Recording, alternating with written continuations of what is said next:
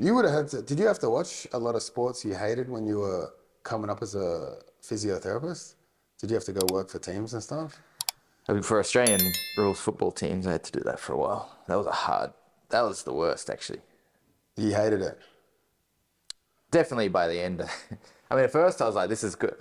It's funny because it was like really good work experience because you actually, when you're studying physiotherapy, like you don't really get to see real patients. So you can work for like a football team and you're there like when people get injured and you got to like, there's no one else around to diagnose it.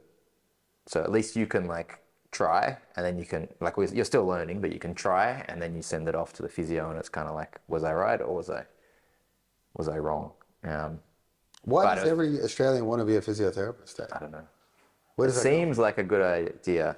I think because when you're young, like if you're like 15, you get injured, you probably go and see a physio and it's like pretty easy. You're like, oh, these guys just like work with sports people, seem to do okay financially, which I don't think it's actually that good financially. But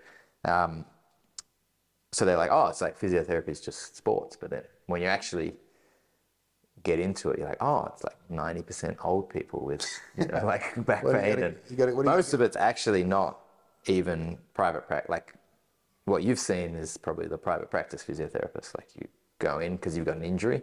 Most physiotherapy is like someone's had a stroke or they've just had like a hip replacement or something, and you need to get them out of bed. You work at the hospital, and you just got to get them moving again to the point where they can get out of the hospital.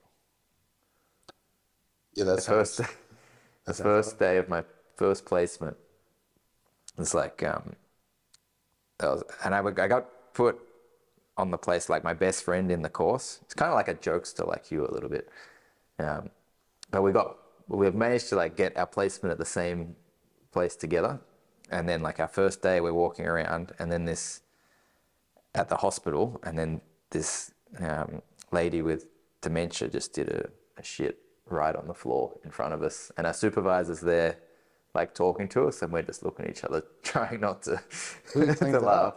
Sorry? Did you have to clean it up? No, the nurse did that. No, just like it was a bit of a shock. I was like, oh, this is what we do now. Oh, that's rough, eh? Yeah, but that's normal. That's just like every day something like that would happen.